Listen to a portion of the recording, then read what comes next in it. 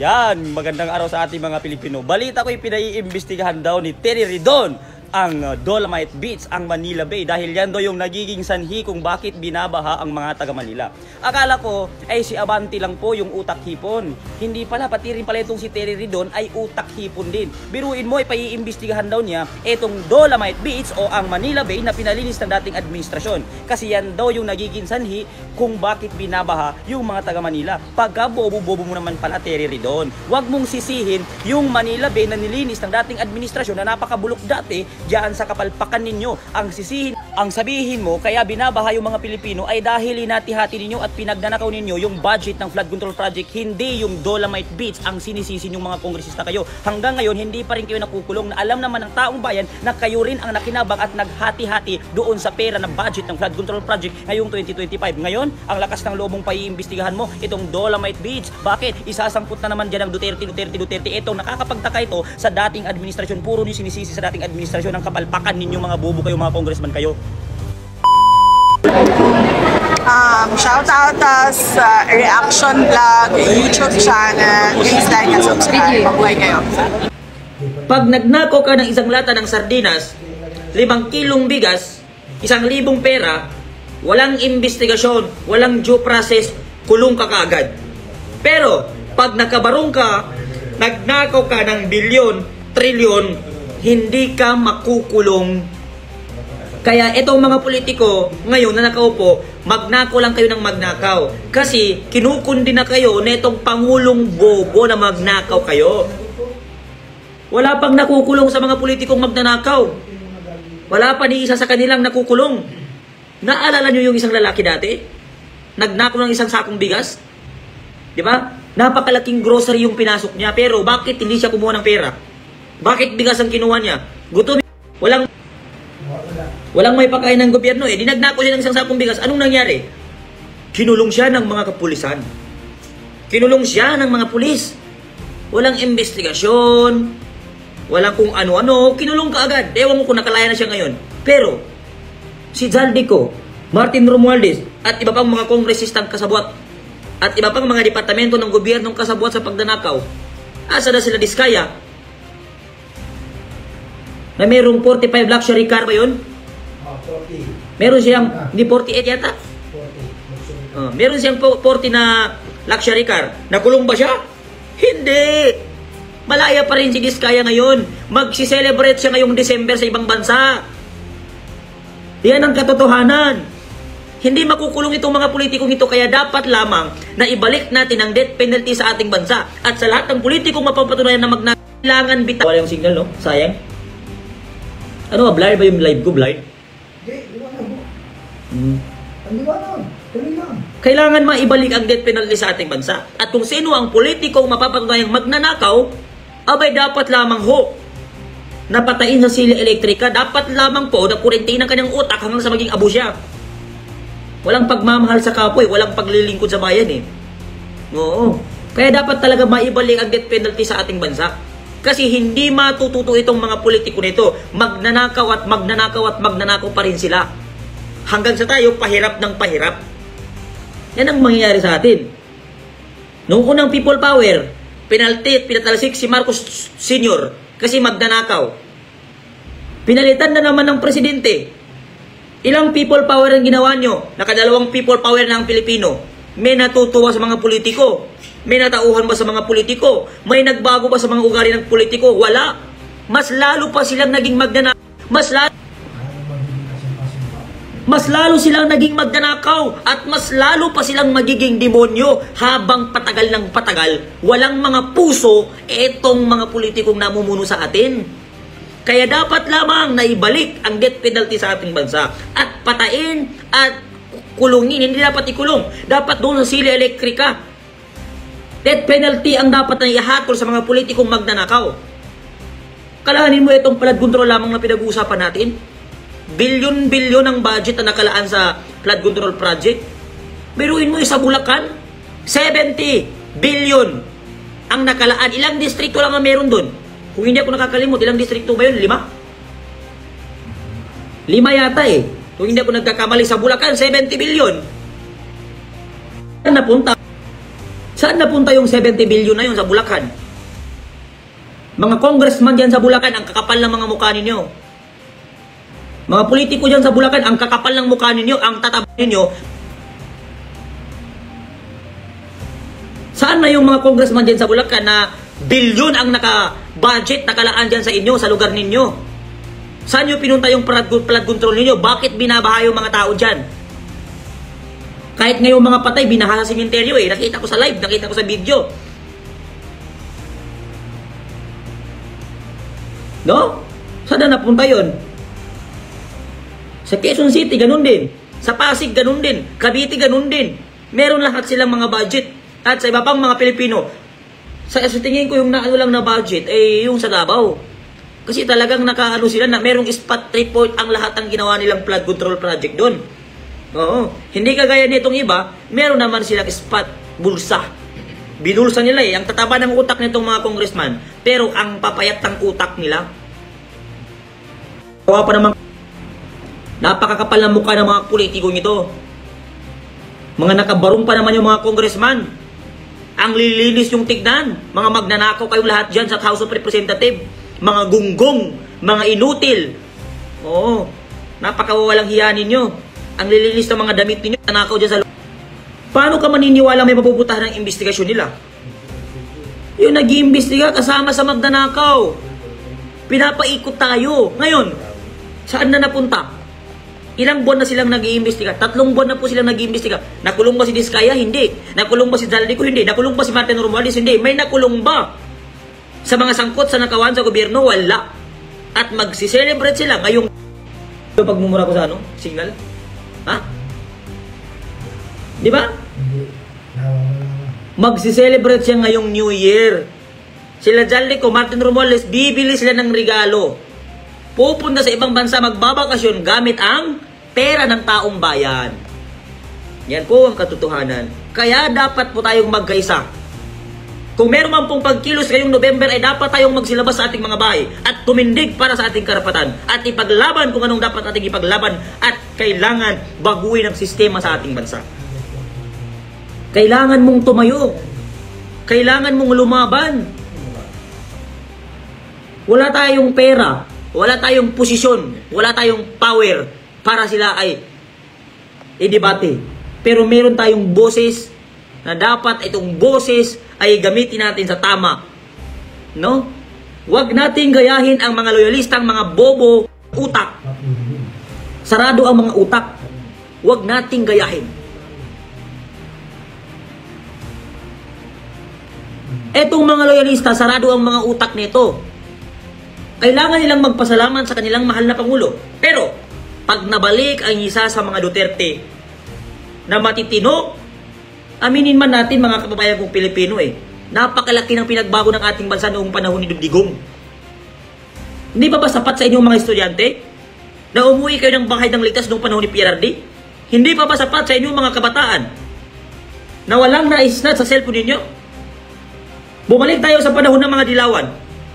Ilang taong naupo ang mga dilawan sa gobyerno? May nagbago ba sa Pilipinas? Wala. Pumunta ka ng Ilog Pasig, pumunta ka ng Tondo, pumunta ka ng Baseco, pumunta ka kahit saan sulok ng Maynila, napakadugyot,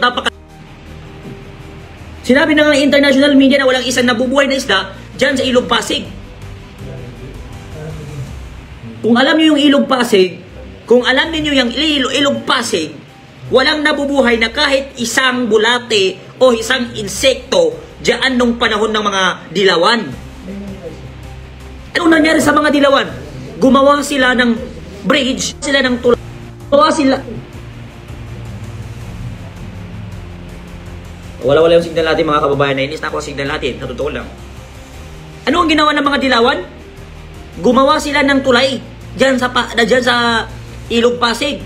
Anong nangyari sa mga dilawan? Di ba bumagwa nila? Di ba ito lalakas yung signal natin? Anong nangyari sa mga dilawan? Bumagsak sila doon mismo sa area. Bumagsak sila mismo doon sa tulay na ginawa nila. Naglinis naman sila. Meron silang parang ginawang tagalinis doon sa Ilog Pasig. Anong nangyari? Nalunod sila. Nalunod sila. Ilang taon nakaupo sila dyan sa gobyerno? May nagbago pa sa Pilipinas? Wala. Noong panahon ni Erap Estrada, anong ginawa nila dyan sa Ilog Pasig? Nagtapo ng basura tapos binulot. Pero nung naupo si Duterte, naupo yung taga-mura, naupo yung mura ng presidente, ano ang bunga ng pagmumura ng presidente na yan ng taga Davao City? Anong ginawa niya? Yung mga snatcher, saan napunta yung mga snatcher? Yung mga nambubudol, saan napunta yung mga nambubudol? Oh, di ba? Yung mga nangi-snatch, sana nawala sila. Naglaho sila nung panahon ni Duterte. Yung mga negosyante na hindi nagbabayad ng tax sa gobyerno, hindi nagbabayad ng ano ba yan? Buwis sa gobyerno. Hindi ba nagbayad sila? Nung panahon ni Duterte, mga sports car sinira niya. Mga luxury car, mga motor na mamahalin, sinira niya. Kasi hindi sila nagbabayad ng buwis, illegal ang pagpasok sa ating bansa. Noong panahon ni Bongbong Marcos, ni bisikleta hindi na kayang sirain. Anong sinira niya? Mga baul ng CR, mga toilet ang sinira niya. Yan po ay isang presidente, larawan ng isang presidente na mahina. Larawan ng isang presidente na bangag. Larawan ng isang presidente na bobo. Mahina. Isa kang presidente. Anytime, anywhere. Sabihin mo, ikulong yan kasi kurakot. Kulong ka agad yan. Kasi presidente ka eh. Di ba? Ngayon, anong sabi niya? Hindi natin kailangan bilisan ang kulong sa mga yan. Sabi natin yan, kurapin, tapos ikulong natin. Ikulong natin. Paano pag hindi pala naluto yung ebidensya? Pag nakalaya sila, sino naman ang sisisiin mo? Kaya dapat, ayusin mo muna bunganga mo. Hindi ka namin naiintindihan, tanga. Di ba? Bakit? Niluluto pa ho niya ang kanyang mga pocket money para makatakas siya at alis sa alis dyan sa ano? Mga estudyante. Anong nangyari sa mga estudyante noong panahon ni PRRD? Gumanda ang inyong pag-aaral, wala nang sinasaksak na estudyante, matiwasay kayong nakakarating sa inyong bahay ng gabi, walang nilirep sa inyo, walang ginagahasa sa inyo. Takot ang mga kriminal. Aminin nyo man sa hindi. Yang pinagmamalaki naman ni Bam Aquino, na kinikredit ni Bam Aquino na siya daw ang principal author ng pre-tuition fee at ang pre-college, yan po ay isang kamalian. Kinikredit po niya. Ang principal author po ng pre-education sa college o pre-kolehiyo o ano bang tawag dyan o whatever, si Ralph Recto po. Estudyante ka, mag-research ka. Kinikredit ni Bam Aquino na siya daw ang principal author ng pre-education sa kolehiyo. Ang principal author niyan ay si Ralph Recto, para sa kaalaman mo, Bam Aquino. No? Ngayon, noong 2010, Senator Miriam Defensor ay sinulong ho niya ang batas na pre-education. Pre-tuition fee, libreng kolehiyo. Sinulong po ni Senator Miriam Santiago Defensor. Pero, dahil hindi si Duterte ang presidente, hindi po inapruban yan. Ilang ulit po na sinulong ang batas na libreng kolehiyo pero hindi nila inaapruban. Noong panahon po ni Cory Aquino, hindi po inaprubahan ang libreng kolehiyo. Noong panahon ng mga sumunod na presidente, si Marcos Sr. o kung sino pa na presidente, hindi pinayagan ang libreng kolehiyo. Ganon din nung panahon ni Gloria Macapagal-Arroyo. Sinulong din ang batas na yan na libreng kolehiyo. Hindi pa rin naaprubahan. Noong panahon ni Noynoy Aquino, hindi pa rin inaprubahan yung libreng kolehiyo na yan. Noong panahon ni PRRD, isinulong nila ulit ang libreng kolehiyo. Galit ang gabinete ni Duterte, galit ang mga kasamahan ni Duterte kasi wala daw ganong pondo ang gobyerno natin. Walang budget ang gobyerno natin para sa libreng kolehiyo. Pero anong ginawa ni Duterte kahit galit ang gabinete niya? Pinirmahan po niya, inaprubahan po niya nang walang pag-aalinlangan yang libreng kolehiyo, yang pre-education, yang pre-tuition fee. Inaprubahan ni Digong dahil yun para sa mga kabataan. Yan ang katotohanan. Na ngayon, na kinikredit ni Senator Bam Aquino. Pero nung nakita natin, nagpasalamat si Bam Aquino kay Duterte. Bakit? Kasi inaprubahan ni Duterte ang libreng kolehiyo. At ang principal, ano niyan, sila Kiko Bam, Miriam Defensor, yang sila Kiko Bam, yang sila, si Senator Bam Aquino, sila Kiko Pangilinan, at iba pa, 19 Congress po, ay nagpasalamat kay Pierre dahil dyan. Pero, ang principal author niyan ay si Ralph Recto. Para matigilan po itong pag-credit ng mga dilawan, para po maintindihan natin. Ngayon, libo-libong Pilipino, libo-libong adik ang namatay noong panahon ng war on drugs. Pero, naisip nyo ba kung ilang milyong Pilipino ang naisulbang ligtas? Ilang Pilipino ang nailigtas ang buhay dahil sa war on drugs? Sabihin nila, no. Human right violation. Ikaw, human right violation. Siya, human life. Human right, human right, human right. Naisip mo ba yung human right ng nirep? Naisip mo ba yung human right ng ginahasa? Naisip mo ba yung human right ng binarel? Nung sinaksak ng mga kriminal? Nung mga estudyanteng nirep ng mga kriminal? Naisip mo ba yun? Di ba hindi? Yung sinaksak ng adik na estudyante, yung nirep ng adik na estudyante, naisip mo ba kung ano ang pangarap ng estudyante? Kung gaano kasakit para sa magulang na mamatay ang isang estudyante, napakarami ng pangarap, napakarami ng gustong maabot? Naisip mo ba yun? Tapos sasabihin mo, human right, human right, human right. Pinatay nga ang mga adik, pero ilang estudyante ang nailigtas sa droga? Nung hindi pa naupo yung Duterte na yan, na puro mura, harap-harapan ng pagbibenta ng shabu sa ating bansa. Ginagawa na nilang sisig ang ating bansa. Pero nung naupo siya, saan napunta? Nagsitago lahat, nagsusurrender lahat. O, di ba? Hindi naman ang lolo mo, hindi naman ang tatay mo, hindi naman ang tito mo ang pinrotektahan ng war on drugs. Ikaw na kabataan, ikaw na estudyante, kaya ginawa ang war on drugs para ang next generation ay sagipin at iligtas doon sa mundo ng droga. Para iligtas ka doon sa mundo ng syndicate, doon sa mga adik. Yan yung dahilan kaya ginawa yung war on drugs, hindi para iligtas ang lolo mo, tatay mo, tsuhing mo, tito mo, kuya mo. Ginawa yun para iligtas ang kabataan, para iligtas ang new generation and next generation doon sa mundo ng kasakiman, doon sa mundo ng mga adik, doon sa mundo ng mga kriminal, at doon sa mundo ng mga user, pusher ng droga. Pero bakit hindi maisip ng mga kabataan?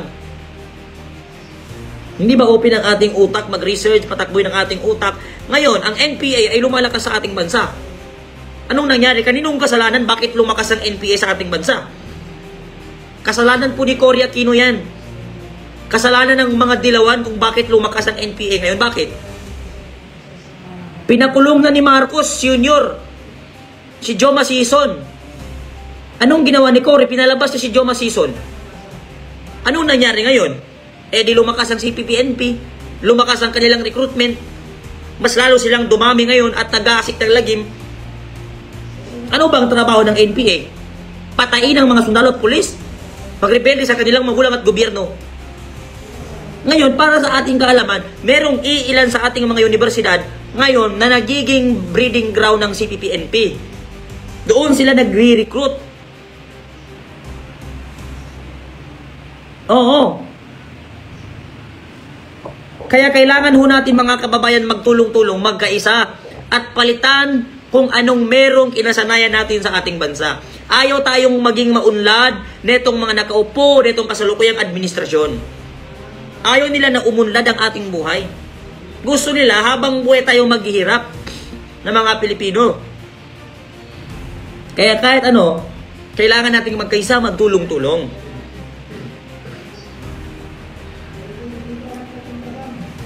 Hindi tayo dapat pasusupil eh. Hindi tayo kailangan magpasupil sa kahit sino dyan na mga politikong mayayaman. Labanan mo yan, kahit mag-isa ka lang, labanan mo, wala kang matakot mamatay. No? Lahat naman tayo mamamatay.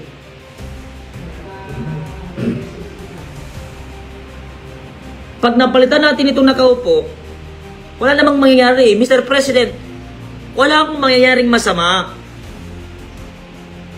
Hindi kami magrarally dyan kung matino kayong nakaupo dyan eh.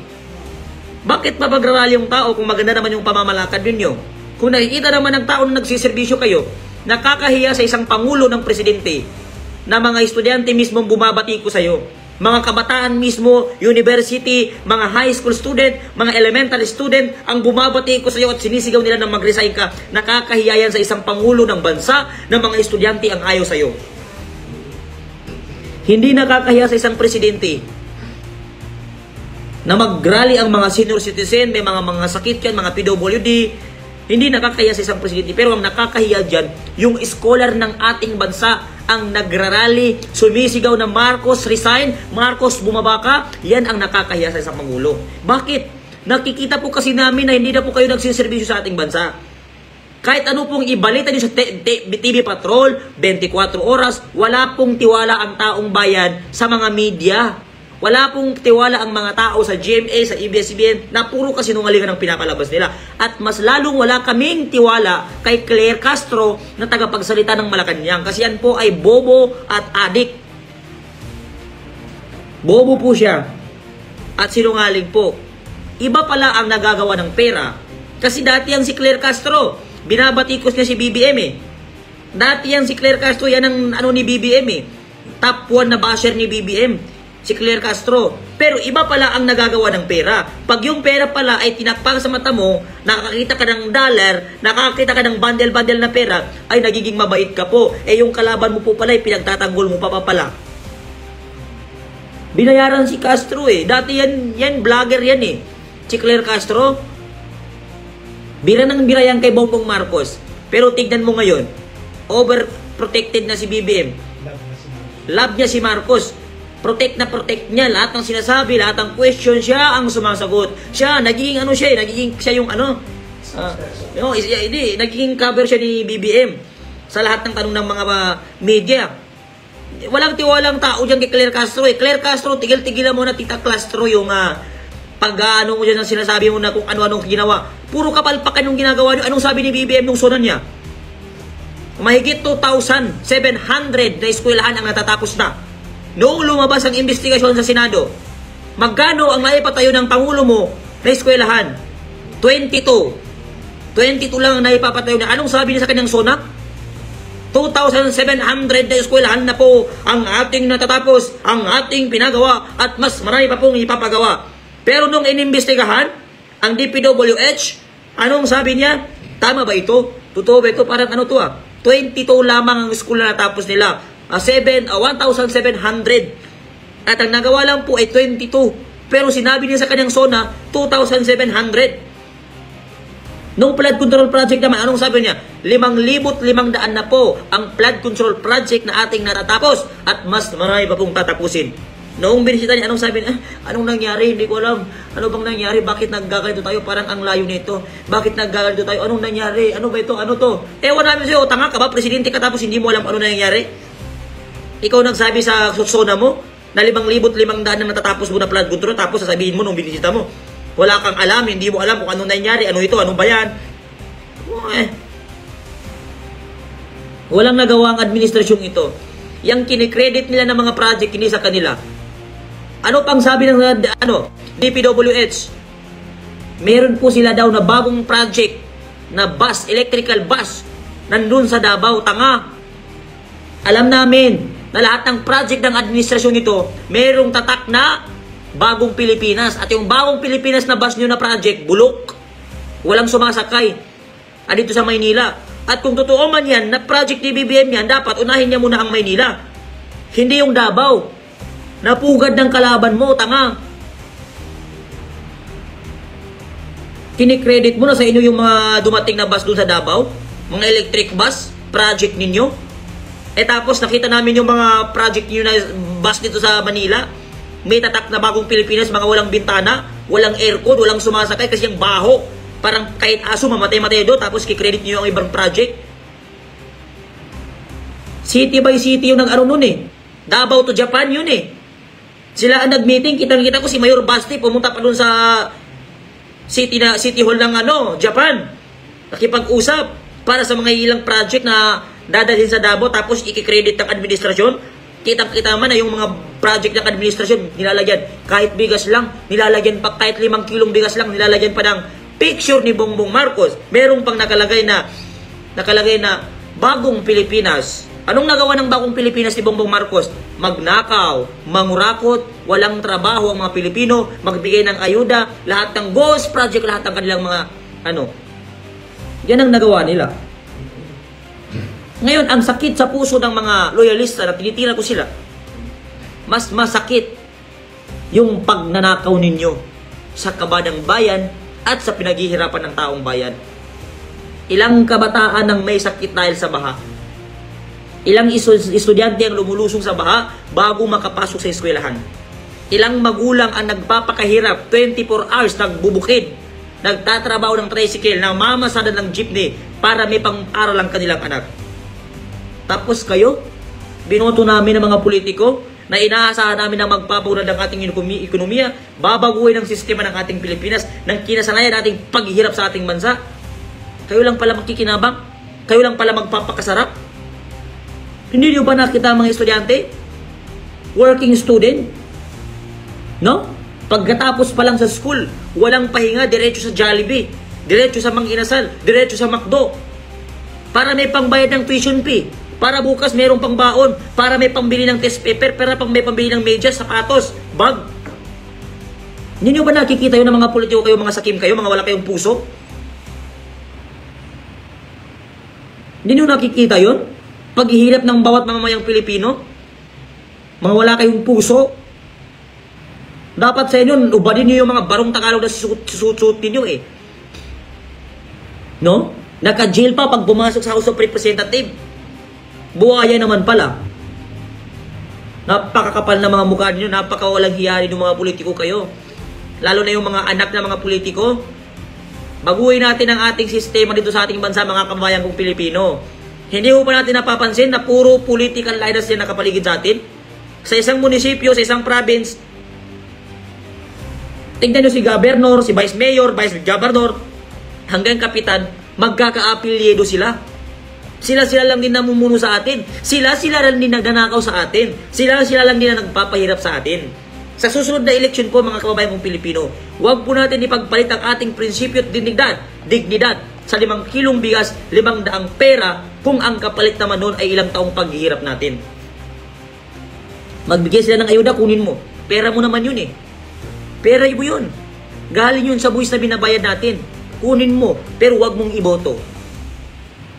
Nasanay kasi tayo mga kapatid.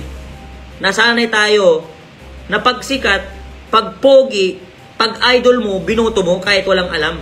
Kahit alam mong magnanakaw na, kung idol mo ay buboto mo pa rin. Ay yan, anak ni Gobernador yan, iboto natin ha. Iboto natin, anak ni Gobernador yan. Ay yan, anak ni Kapitan yan, iboto natin sa SK Chairman. O di dalawa na silang magnanakaw sa barangay ninyo. Si Kapitan pati si SK magnanakaw. Di ba? Yan yung breeding ground nila, yan yung dyan nila nire-reading yung mga estudyante sa SK para magnakaw eh. Pati itong sangguniang kabataan, mga bulok din ang mga utak nito, yung mga magnanakaw rin. Kalanin mo ilang milyon ng budget, ilang daang libo ang budget ng kabataan. Tapos ipapalugo lang ni SK Chairman, magpapalugo lang si SK, magbibigay ng kondom, magbibigay ng amok sa silid. Ano ba ang trabaho ng isang SK Chairman? Ha? Ano ang trabaho ng isang SK Chairman? 10% po ang nakalaang budget doon sa SK Chairman. Ngayon, saan nakadepende yung 10% na budget na yun? Yung 10% na yun, magkano ang 10% na yun? Ang 10% na yun ng budget ng Sangguniang Kabataan ay nakadepende kung gaano kalaki ang budget ng barangay hall. Halimbawa, 1 million ang budget ng Sangguniang Kabataan. Anong ginawa ni SK doon? Nagpalugaw. Nagbigay ng kondom at amok sisilin. Saan napunta ang iba? Ninakaw niya. Batang-bata ka pa, magnanako ka na. Paano pa kaya kung naging kapitan ka na? Paano pa kaya kung naging konsihal ka na? Naging vice mayor ka na? Naging mayor ka na? Naging vice governor ka na? Naging governor ka pa? Paano pa kaya kung naging congressman ka na? Eh di mas lalo kang magnanako nun. Di ba? Biruin mo. Ipagpapalit natin ang ating prinsipyo. Puro magkakamag-anak, puro magkakapatid ang namumuno sa atin. Sila-sila lang din. Pababain, mag-resign ka na. Pag nag-resign, sino naman ang ipinalit? Kamag-anak rin lang niya. Kung hindi niya anak, pinsan niya. Parang wala pa rin nangyari. Di ba? Kaya mga kababayan kong Pilipino, kung meron man husana na dapat paalisin, dapat mag-resign na yun ay si BBM. Yun po ay si BBM ang dapat mag-resign sa ating bansa. Kailangan po niyang mag-resign para matahimik po ang ating bansa at para po maitigil na ang kaguluhan sa ating bansa at para po meron na pong mapapanagot at meron pong makulong sa ating mga magnanakaw. Dahil sa tingin ko po mga kababayan ay napakahirap pong ipakulong para sa kanya, para sa administrasyong ito. Parang napakahirap sa kanila na tukuyin at ipakulong ang ilan sa mga kongresista at politiko na sangkot sa mga nakawan sa flood control. At hindi lang po flood control ang kanyang ninakaw, kung hindi pati ang budget ng mga estudyante, budget ng mga senior citizen, budget ng may mga sakit, at budget na nakalaan sana sa Pilipino ay kanilang kinamkam at kinain mga kapatid kong Pilipino. Kaya po magkaisa po tayo. Kung meron man pong mga susunod na may pagkilos protesta, magkaisa po tayo. At kailangan pong isigaw natin sa kalye at kalsada na papanagutin ang dapat papanagutin at makulong ang mga magnanakaw sa ating bansa. Magkaisa po tayo, isang tabi po natin ang mga pamumulitiko natin, mga political color natin at mga ating mga kasakiman ay tabi po natin. Dilawan ka man, kakamping ka man, makaduterte ka man, o kung ano kang grupo dyan, kailangan mong magkaisa sapagkat meron tayong napakalaking problemang kinakaharap ngayon. Yun ay ang ating Pangulo na walang pagmamahal. Yun ay ang mga politiko na walang prinsipyo at dignidad, natatakpan ng pera na imbis na magserbisyo sila sa taong bayan ay nagnakaw at magnanakaw pa sila lalo pag hindi tayo kumilos at gumalaw. Mga kababayan kong Pilipino, inaanyayaan ko po kayo ng makisa sa mga susunod na ating pagkilos protesta laban sa korupsyon at magkaisa po tayo mga Pilipino. Huwag po tayo maging matapang sa comment section lamang o sa mga video lamang. Kailangan face to face at harap-harapan. Kahit nasan ka naroon, kung ang iyong prinsipyo ay daladala mo at ang pagmamahal mo sa kapwa tao, ay hindi ka dapat matakot. Prinsipyo lamang po ang meron tayo mga Pilipino. Ipagpapalit pa po natin sa 500 pera. Huwag po natin ipagpapalit sa 500 pera. Ngayon, siguro yung nagtaka kayo na itong mga nakaraan ay mayroong ginawang rally diyan sa Camp Aguinaldo. Sorry kung i-mention ko ito. Diyan sa Camp Aguinaldo, mayroong ginawang rally diyan, hindi ako pumunta. Ba't kami pumunta doon? Binastos kami ng isa doon. No political placard. Bawal ka magtaas ng placard ng corruption, Marcos resign. Bawal ka rin magsigaw ng Marcos resign. At ang pinakaano pa doon, sinabi nila na wag daw akong paakitin sa stage kasi hindi daw ako napipigilan na sumisigaw ako ng Marcos resign. Bakit kayo nandyan? Anong ginagawa niya? Bakit kayo nagrarally dyan? Kung wala naman palang Marcos resign, walang papanagutin, kahit 1 bilyong kandila pa po ang ating gawin dyan, hindi yan bababa kasi mga demonyo yung kalaban natin. Mga demonyo yung kalaban natin tapos kukunin mo sa kandila-kandila, hindi ka.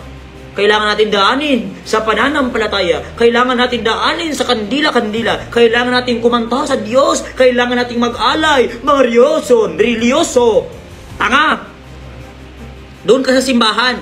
Hindi ka pakikinggan ng Diyos dyan kasi nakakaabala ka sa mga dumadaan. Hindi ka pakikinggan ng Diyos dyan sa kalsada.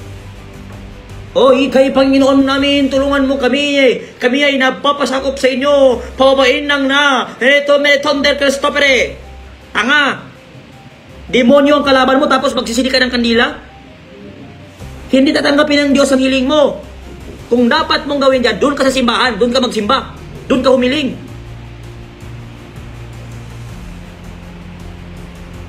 Diyan ka gumagawa ng pagsamba sa kalsada.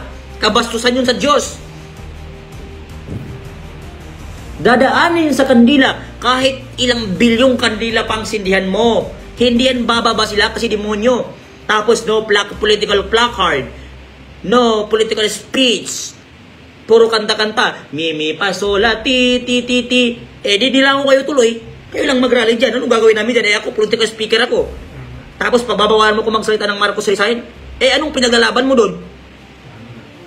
Hindi yan tama sa inyo. Kaya hindi kami pumunta dyan sa rally ninyo. Binastos pa kami nung isa Nambastos pa yung isa doon na tinatawag nilang Mark. Yung si Mark. Kabago-bago mong yabang-yabang mo. Kala mo may panalo ka na. Kala mo meron ka ng ano. Kayabang-yabang. Biruin mo yung sabihin niya sa mga vlogger, huwag kayo mag-live dito. Tapos tinawagan na, magpapaalam ka, sabihin niya, di umuwi sila. O, di umuwi lahat ng tao. Sinong tao nyo? Di wala. Lamok. Ito, masakit pakinggan kapatid. Pero ako, totoo ako magsalita, prangkahan ako magsalita kahit kaharap ko yung tao.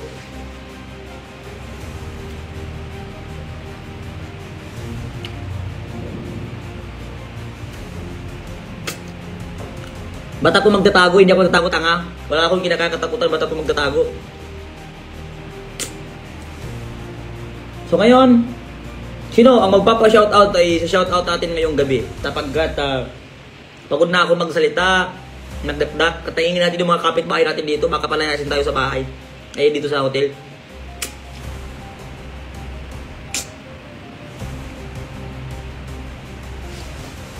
Masama ho kapatid sa isang tao na maging sinungaling, kaya dapat tayo maging prangkahan. Bawal magnakaw, yan ang katotohanan. Hindi ba sapat yung almost 300,000 na sahod ng mga congressman? Magnanakaw pa kayo? Hindi pa ba sapat yung 500,000 na sinasahod ng presidente every month? Magnanakaw pa kayo? Ano ba? Wala kayong kabusugan? Walang kabusugan itong mga politiko na ito eh. Walang kabusugan sa kanilang mga tiyan. Puro kawatan, puro magnanakaw, puro mga yawa.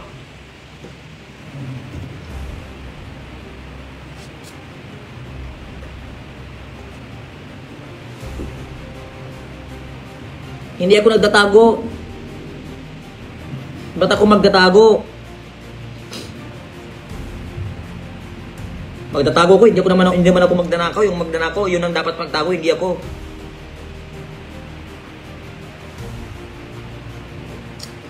Sa bagay, hindi talaga nabubusog ang mga buhaya. Kaya nga sila tinawag na buhaya kasi hindi talaga sila mabubusog. Mga buhaya, mga kurakot, mga magnanakaw.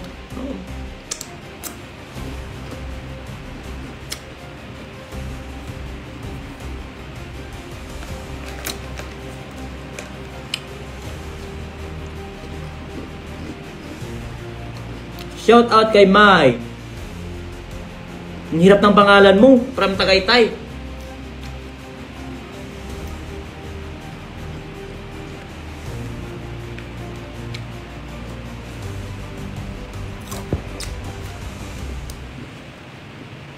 Good evening din po sa iyo, Dato. No, from Maguindanao. Shout out sa iyo.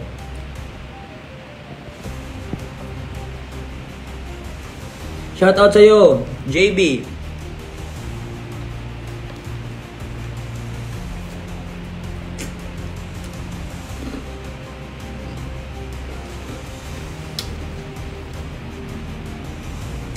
Thank you very much sa iyo. Ano yun?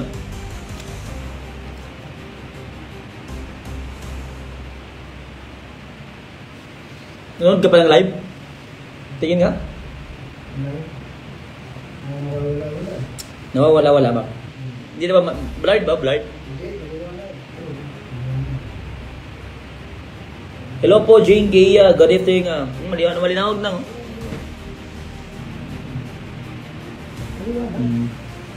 Good evening sa iyo, Jane Gaya. Macmar. Kumakain ako ng ating paborito. Yan. Park, shout out po sa iyo. Ano yan? Tumutunog. Kaya nakakatakot ah. Jerry, shout out sa iyo.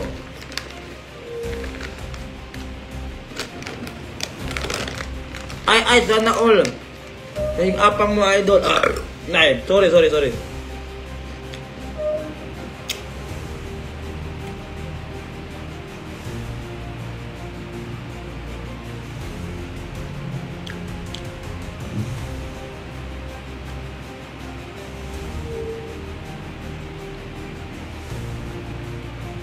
Sana maintindihan nyo po yung pinaglalaban natin.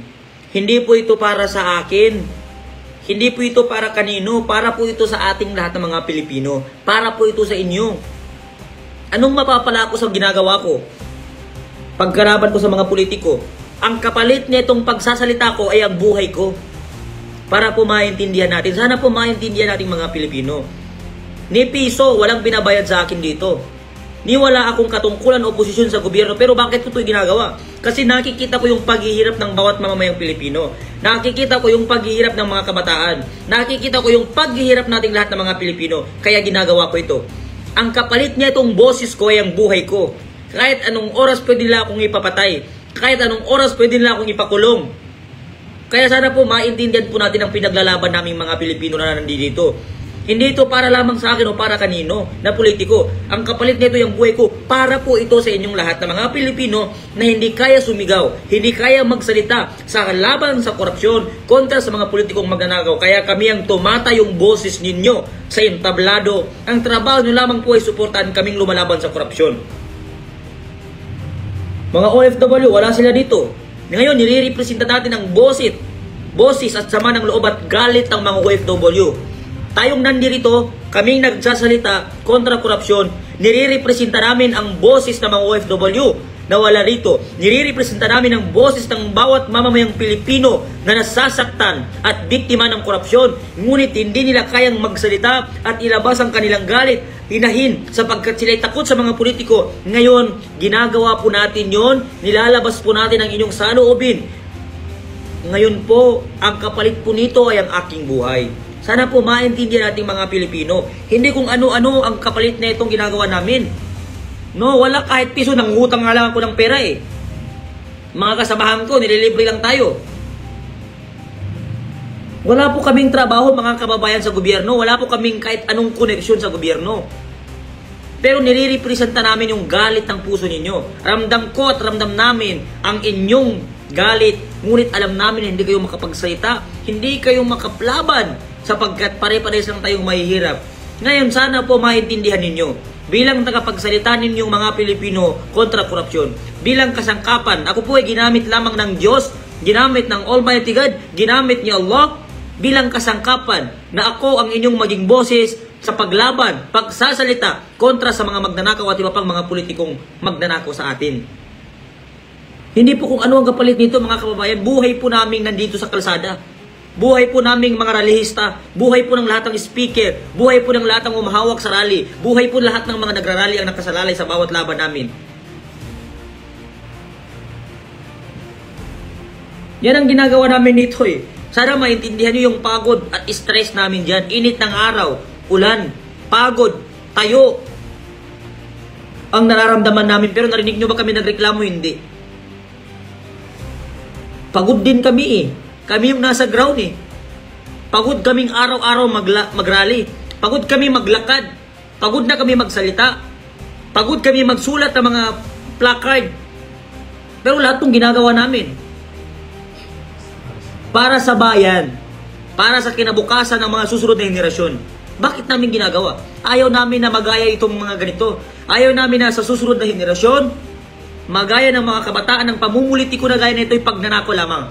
Kasi kapag hindi tayo lumaban, hindi tayo gumalaw, hindi natin binago ang sistema ng ating bansa, ito rin ang mangyayari sa mga susunod pang henerasyon.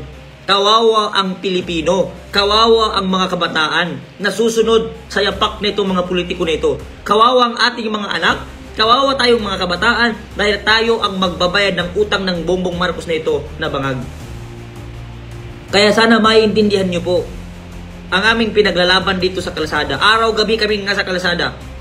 Nananawagan ng pagkakaisa, nagrarally, lumalaban, kahit ang kapalit nito yung buhay namin.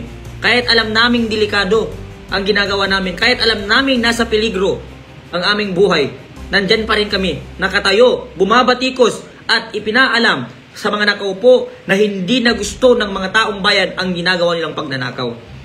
Alam namin nasa delikado kami. Walang taong hindi takot mamatay. Walang taong hindi natatakot. Lahat tayo natatakot. Pero bakit namin ginagawa ito kahit takot kami? Hindi ito usaping pang sarili lamang. Hindi ito usaping pang pamilya, pang barkada. Ito ay usapin ng ating bansa. Lahat tayo'y mamamatay. Kaya kung mamamatay ka lang din naman, dapat yung kamatayan mo ay merong saysay sa ating bansa. Namatay ka ng sakit, namatay ka ng cancer. Iba ang record doon kung namatay ka sa pakikipaglaban mo para sa bayan mo. Kami na nandito, nire-representa namin ang bawat OFW. Nire-representa namin ang boses ng mga OFW na wala rito. na hindi makapagsalita. Nire-representa namin ang boses ng mga senior citizen, ng mga kabataan at lahat ng Pilipino na hindi kayang humarap, hindi kayang magsalita kahit alam nila na masakit sa kanilang puso, kahit alam nila na sila galit na pero hindi sila makapagsalita dahil sa takot na baka sila ay may makulong, baka sa sila ay mamatay o kahit ano pa dyan. Kaya kami po ay nandito upang irepresenta ang galit ninyo at iparating sa mga nakaupo na kayo po at tayo pong mga Pilipino ay sawa na sa ganitong sistema, sawa na sa korupsyon at nakawan sa ating bansa. Hindi po ito para sa sarili namin, inilalaban namin. Hindi para sa amin to, kung hindi para sa ating lahat ng mga Pilipino. Sana naman po yung maintindihan nating mga Pilipino ng aming ipinaglalaban. Magsasaka na nga lang, kinukuha pa yung sakahan niya eh. Mangbubukid na nga lang, kinukuha pa yung binubukiran niya. Di ba? Tricycle driver ka na nga lang eh. Jeepney driver ka na nga lang. Nagtatrabaho ka na nga lang sa Mang Inasal. Nagtatanim ka na nga lang ng palay, inaapi ka pa. Saan ka na? Pag bumunta ka ng hospital, hindi ka ooperahan. Hindi ka gagamutin kung walang down payment. Sakit ka na, iputol na yung paa mo, disgrasya ka. Pinapapila ka pa sa hospital. Kailangan mo pa mag-down payment bago ka turo ka ng anesthesia. Di ba? Ganun tayo kalala. Ganun kalala ang sistema ng ating bansa. Bulok na bulok. At kailangan nating baguhin ang bulok na kinasanayan natin dito sa ating bansa. Kailangan mo nagtanim ka ng palay. Bibili nila 1 kilong palay mo 10 piso. Pag pumasok ka sa Mang Inasal, bumili ka 1 cup of price yung bilog, ganito kalaki, 45. Di ba? Galing sa magsasaka, bibilhin ng mga negosyante sa halagang 15 ang 1 kilo. Pag nandun na sa kanila, sa mga negosyante, sa Mang Inasal, ay hindi pala sa Mang Inasal kasi only rice yan eh. Doon sa Jollibee, doon sa McDo, di ba? Galing dito sa mga magsasaka, binibili ang kanilang palay sa halagang 15 pesos. Pagpunta nila doon sa McDo at sa Jollibee, binibili naman nila yung bigas, binibili nila yung kanin na binenta nila, 45 pesos na. Ganun kalala. Di ba? Ganun kalala. Nagtanim tayo ng palay, bumagyo. Binaha ang ating kapalayan. Kasi hindi nakukontrol yung tubig. Kasi yung flood control project, ninako ng mga politiko. Eh kung meron sanang flood control project, yung irrigation natin, yung mga lining natin, maganda ang dial line ng tubig kasi nakukontrol yung tubig. Kasi merong flood control project eh. Pero dahil walang flood control project, kasi binursa nila, yung irrigation natin, yung lining natin, pumuputok. Kasi hindi kayang kontrolin ng tubig. Kaya binabaha ang ating palay. Ngayon, ang inutang nating abono at sulpit, inutang nating palay, wala. Maghahanap na naman tayo ng 5-6 para mabayaran yun. Di ba? Tapos, pag nagnegosyo ka, binibenta mo nga lang case ng cellphone, screen ng cellphone, tag 50 na nga lang eh. Kinukuha pa na itong mga tao. Ano ba yan nangungulekta ng gamit na yan? Ano bang tawag dyan? Ganun kalala ang ating bansa. Walang pakialam itong mayayaman sa ating mga mahihirap. Kailan ka pa tatayo? Sabi, hindi. Maganda naman yung trabaho ko, nag-uopisina ako, nakakalbo ka na nga sa kaka-opisina mo, hindi mo alam na mas malaki pa yung nananakaw nila kaysa doon sa kinikita mo monthly. Hindi mo alam na mas malaki pa yung nananakaw nila kaysa doon sa kinsenas mo na kinikita mo. Di ba? Magkano ang sahod mo? 600, 700, 800. Magkano ang kinukuha netong SS? Magkano kinukuha nitong Pag-ibig, nitong PhilHealth? Tapos lahat ng contribution natin na yun sa PhilHealth, lahat ng yun na binabayaran ng SS, Pag-ibig, ninanako lang nila. Di ba? Inutang mo yung palay, inutang mo yung abono, lahat pang araro, lahat inutang mo pang spray sa palay mo. Nung binenta mo ang palay mo, naani mo ang palay mo, binili ng mga negosyante, magkano? 15 pesos.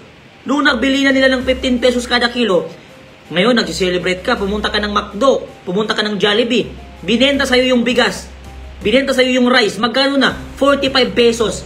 Samantalang binili nila sa'yo, 15 pesos. Nung bumili ka ng rice sa kanila, nagiging 45 pesos na.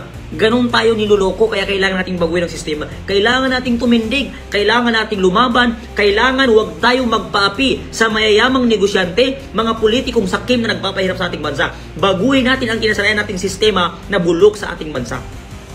Sinong babago nun? Tayo. Kayo. Lahat tayong mga Pilipino ang babago. Tayong mga Pilipino ang babago sa ating bansa. Nakasalalay sa atin ang pagbabago ng ating bansa. Nakasalalay sa ating mga Pilipino ang pagbabago ng ating bayan at pagpapaunlad sa ating ekonomiya at pagpapaganda sa ating bansa. Sa atin nakasalalay ang ballpen. Sa ating mga Pilipinong mahihirap nakasalalay ang pagkapanalo ng mga politiko na nagpapahirap sa atin. Sa ating mga kamay nakasalalay ang pagkapanalo ng bawat politiko na ating binoboto. Yan lamang po ang ating tandaan mga Pilipino. No?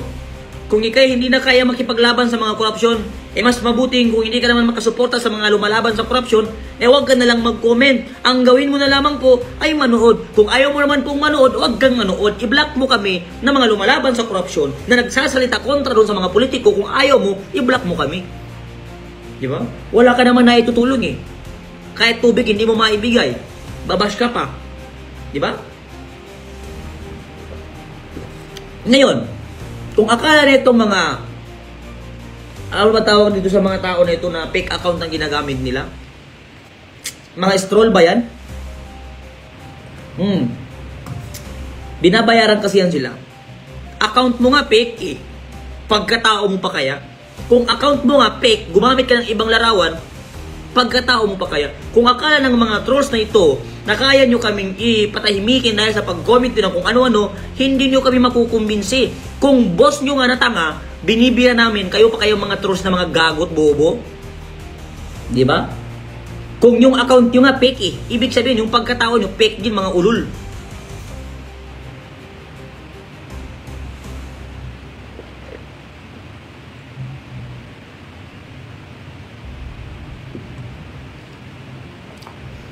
Ako, harapan ako magsalita kapatid, prangkahan ako magsalita. Anhin mo yung mga balaanghel na pagsasalita kung nilalaso naman ang utak mo. Walang kwenta yung mga anghel magsalita na nilalaso ng utak mo at nilalayo ka doon sa totoong isyo. Mas maganda yung masakit magsalita basta totoo ang kanyang sinasabi kaysa doon sa maganda magsalita, puro kasinungalingan naman ang sinasabi. Saan ka? Doon sa maganda magsalita na sinungaling lahat ng sinasabi o doon sa masakit magsalita na tama lahat ng sinasabi? Ngayon, kung ang gagawin natin dyan mga kapatid, nasa inyo naman ho yun mga kapatid. Nasa inyo po kasi meron naman po, bawat Pilipino po merong pag-iisip. Meron tayong sariling pag-iisip. Malalaman ho natin kung sino ba ang totoo, kung sino ba ang tama. Para po sa ating kaalaman, ilan po sa mga estudyante nating pinapaaral, ilan po sa mga university po ngayon ay nagiginagamit ng CPP-NP, no? Para magrebelde sa ating bansa. Papalayo po tayo ng papalayo po doon sa totoong issue na nangyayari sa ating bansa. Palayo tayo ng palayo doon sa issue ng nakawan sa gobyerno. Unti-unti na ngayon, nung una, galit na galit ang Pilipino kay Diskaya.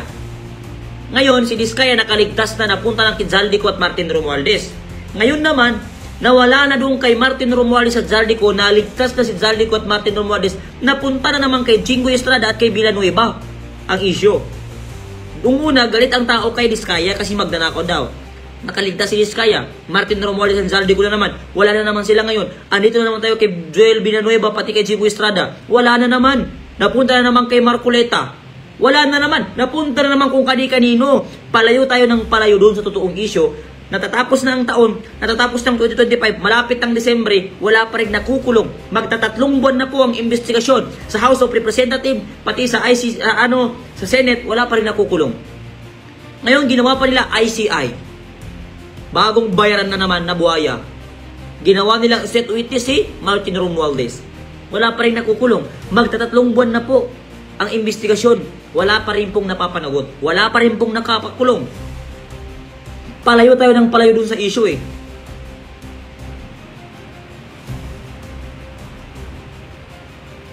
Tayo mga Pilipino, biktima tayo ng korupsyon sa ating bansa. Itong sinasabi ko, yung mga politikong sinusuportahan natin, iwanan ho muna natin. Isang tabi po natin yung mga political color natin. Isang tabi po natin yung mga pangsariling interest natin. Isang tabi po natin ang mga politikong sinusuportahan natin. Magkaisa muna tayo sa pagkakataon nito sapagkat mayroon tayo napakalaking problema sa ating bansa. Iisa lamang po ang pinakamalaking problema ng ating bansa. Pag yan nawala, lahat po ng dahon magsisilaglagan. Pag namatay na ang puno, nawala ng ugat ang puno, pati po ang kanyang dahon ay isa-isa maglalaglagan yan, mga kapatid. Kaya tandaan po natin, isang kahoy lamang po ang ating kalaban. Yan lamang po ang pinakamalaking problema nating bansa, sa problema ng ating bansa na dapat solusyonan, dapat pagtuunan ng pansin, at dapat tayo ding pagkaisaan, mga Pilipino. Muli po, maraming salamat po sa pagsubaybay at sa panunood nyo sa akin, dahil medyo nabubulol na ako. Dahil kanina pa po ako nagsasalita, mukhang 1 oras, 2 oras na po yun. Siguro sakto na po yun para po update lamang po. Hindi naman po kasi ako masyadong mahilig mag-live. Kaso, nagla-live ako kasi itong mga viewers natin, namimiss ako nito mga followers ko. Namimiss ko rin naman kayo. Namimiss ko pa po itong mga followers ko. So, sa mga hindi pa po nakapag-follow dyan, mag-follow ko kayo. Para pag-live ko, pag-post ko ng video, ay, automatic, makapunta na sa screen mo. Mapunta na sa newsfeed mo. No? Kung saang lugar ako, kasi ito ginagawa namin, nililibot namin ang buong bansa. Nililibot namin ang buong Pilipinas. Kung saan may issue, nandun kami. Kung issue mo sa kapitbahay mo, pupuntahan ko. Kung issue mo sa kambing mo, pupuntahan ko. Issue mo sa lupa mo, pupuntahan namin. Kung issue mo sa project yan sa lugar niyo, pupuntahan namin. Lahat ng lugar niyo, pupuntahan namin. Lahat ng problema niyo, ipapakita natin sa sambayan ng Pilipino kung ano man ang problema na kinakaharap niyo sa inyong bayan, kung sa inaharap niyo sa inyong probinsya. Pupuntahan po natin yan isa-isa. No? Kami po ay lumalaban ng totoo. Lumalaban ng patas. Yun na. Mga ano na yan, maraming dumating sa atin na message, papatain. Hindi mo naman kailangan akong padalhan ng message na papatain. Kasi alam ko namang mamamatay ako at mamamatay ka rin. Wala namang tao na matitira dito sa mundo mamamatay tayo lahat. So yun, maraming salamat. Marami pa po sa ating mga followers na naka-follow sa ibang Facebook page at hindi sa aking Facebook page. Ito na po yung oras. Ito na po yung panahon para kayo po ay lumipat dito sa aking Facebook page. Ito po ang ating official Facebook page. Ito po ang ating official Facebook page. Dito po kayo mag-follow para po tayo ay sabay-sabay lumaban sa korupsyon. Sabay-sabay manindigan sa ating bansa. No? Sa lahat ng hindi pa nakapag-follow, mag-follow kayo. Follow kayo. Kung hindi, kayo yung tatadyakan ko. Nanonood ako sa ibang vlogger, pinapanood ko sa ibang vlogger yung mga video ko. Sabi ko, dami namang followers nito. No, dami namang viewers nito. Milyon ng viewers nito. Nakasuporta sila doon. Tapos, sa mismong Facebook page ko, hindi nila pinapalo. Pero pag sa iba, pinapalo nila. Sabi ko, ano ba naman to? Masarap pala itong pagkain na ito.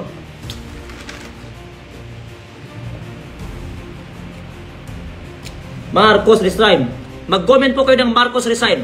Marcos resign. Marcos resign. Marcos resign. Marcos resign.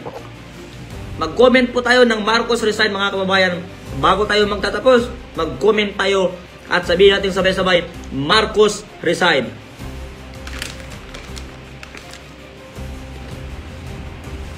Huwag niyong kalimutan mag-follow I-share nyo itong video na to, kalat natin para yung mga topic natin kanina, malaman ng ibang mga Pilipino. Naka-follow na pala siya, matagal na yan. Marcos resign. Dodski pala yun. Tama. Ang sakit ang katawan ko, mga kapatid ko, mga Pilipino. Mahal ko kayong lahat at kailangan mahalin nyo rin ako. Magmahalan tayo. No? Sino pa ba magtutulungan kung hindi lahat tayo mga Pilipino? Di ba? Marcos resign. Marcos resign. Marcos resign. Marcos resign. Marcos resign. Hindi ka na kailangan ng Pilipino kasi wala kang nagagawa. Ekis ka na. Ekis na ang buong pamilya ng Marcos sa Pilipinas. Kung akala ninyo na si Sandro Marcos ay mauupo, wag na. Wag na. Wag na. Marcos resign.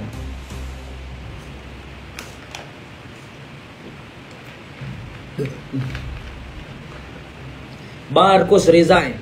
Marcos resign. Marcos resign. Resign. Marcos resign.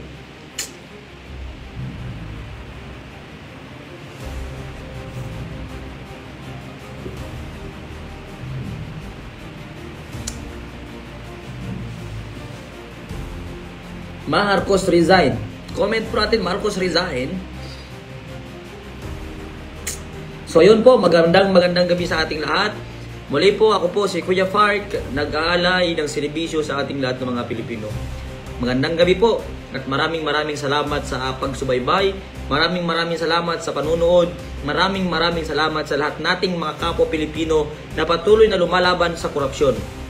Mabuhay po tayo at manindigan po tayo hanggang sa huling hininga natin ay kailangan po maipanalo natin ang bawat laban. Mapapanagot po ang mga politikong sangkot at nagnanakaw sa pinaghihirapan nating mga Pilipino. Binoto po natin sila dyan para sila ay maglingkod sa ating bansa, hindi para magnakaw sa ating pinaghihirapan.